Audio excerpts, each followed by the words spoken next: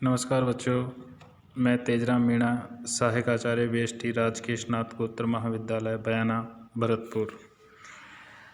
आज हम BCom part third year में एडवांस अकाउंटिंग के टॉपिक फर्स्ट डिपार्टमेंटल अकाउंट्स विभागीय खाते उसके बारे में अध्ययन करेंगे। विभागीय खाते, इनकी आवश्यकता क्यों महसूस हुई, इसके संबंध में आपको बताते हैं बच्चों। यानी जब कोई व्यापार अनेक प्रक्रियाओं के अंतर्गत किया जाता है तो एक ही संगठन के अंतर्गत अनेक कार्य किए जाते हैं, तो ऐसे प्रत्येक प्रक्रिया अथवा प्रत्येक कार्य को अलग अलग विभाग में विभक्त कर लिया जाता है। यद्यपि ऐसे सभी विभाग एक ही व्यापार के अंग होते हैं और उन सभी की लाभ हानि मिलाकर व्यापार की वास्तविक लाभ अथवा हानि होती है।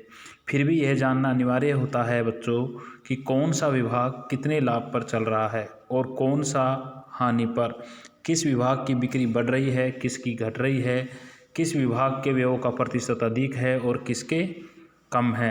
अतः प्रत्येक विभाग का अलग अलग लेखा किया जाता है और वर्ष के अंत में उनका अलग अलग लाभ हानि खाता बनाया जाता है।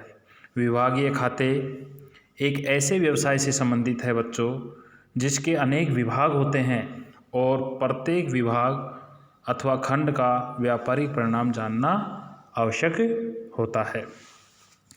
बच्चों, विभागीय लेखे रखने के उद्देश्य क्या हैं, विभागीय लेखे क्यों रखे जाते हैं, तो इसके कुछ उद्देश्य हैं। उन उद्देश्यों को मैंने यहाँ पर 6 भागों में बांटा है। यानी प्रत्येक विभाग का अलग अलग लाभ हानि ज्ञात करने के लिए डिपार्टमेंटल अकाउंट्स बनाए जाते हैं। दूसरा उद्देश्य है तुलनात्मक समीक्षा करना, विभागों की आपस में तुलनात्मक समीक्षा करने के लिए भी।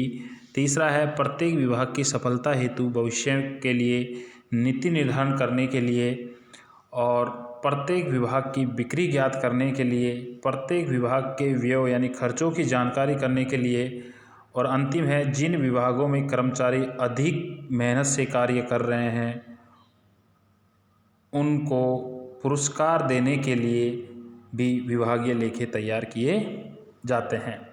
अब विभागीय लेखांकन की विधियाँ, विभागीय लेखांकन है, इसकी 2 विधि है। पहली है इकाई विधि यानी यूनिट वाइज मेथड, और दूसरी है खानेदार विधि यानी कॉलमनर मेथड। इकाई विधि क्या है? इसमें प्रत्येक विभाग को एक स्वतंत्र इकाई मानकर प्रत्येक के लिए पूर्ण लेखे रखे जाते हैं तथा वर्ष के अंत में अंतिम खाते बनाए जाते हैं। यह प्रचलन में नहीं है क्योंकि यह अधिक खर्चीली और इसमें समय भी अधिक लगता है। इकाई विधि में क्या किया जाता है, इसमें प्रत्येक विभाग को एक स्वतंत्र इकाई माना जाता है और प्रत्येक के लिए पूर्ण लेखे रखे जाते हैं तथा वर्ष के अंत में अंतिम खाते बनाए जाते हैं। यह प्रचलन में क्यों नहीं है, क्योंकि यह अधिक खर्चीली है और इसमें समय भी ज़्यादा व्यतीत होता है। दूसरी है खानेदार विधि। खानेदार जो विधि है, इस विधि के अंतर्गत आपको हम बता दें कि इसमें सभी विभागों के लेखे एक साथ रखे जाते हैं।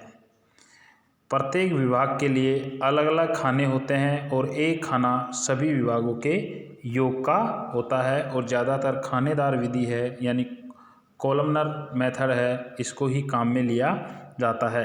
तो विभागीय लेखांकन की 2 विधियाँ हो गई थी।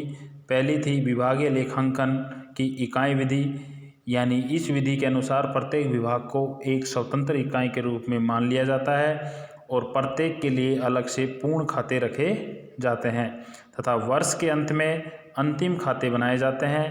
परंतु इस विधि का अधिक प्रचलन नहीं है। क्यों नहीं है? क्योंकि ये बहुत ज़्यादा खर्चीली है और जिसमें श्रम के साथ साथ समय भी अधिक लगता है तथा इसमें संपूर्ण व्यापार की वस्तु स्थिति का पूर्ण ज्ञान नहीं रखा जाता है। खानेदार विधि में इस विधि के अनुसार सभी विभागों के लेखे एक साथ किए जाते हैं और प्रत्येक विभाग के लिए अलग अलग एक खाना बना दिया जाता है तथा एक खाना सभी विभागों के योग का होता है। जैसे फॉर एग्जाम्पल बात की जाए तो सेल्स बुक रखी जाएगी, तो सेल्स बुक में पहला कॉलम डेट का होगा, दूसरा पर्टिकुलर का होगा, तीसरा इनवार्ड आउटवार्ड इनवॉइस यानी जो भी इनवॉइस इशू किया जाएगा उसका होगा, फिर लेजर फॉलो का होगा, फिर टोटल अमाउंट का होगा और बाकी डिपार्टमेंटलों के जैसे एक्स वाई जेड जितने भी डिपार्टमेंट है उनके भी अलग से कॉलम होंगे और सभी डिपार्टमेंटलों के कॉलमों का योग टोटल कॉलम के बराबर होना चाहिए। इसी प्रकार खानेदार ढंग से अन्य पुस्तकें भी बनाई जाती है। इसमें जैसे क्रय बही के विक्रय बही के अलावा क्रय वापसी बही, विक्रय वापसी बही, रोकड़ बही जितने भी है वो सारी बही बनाई जाती है।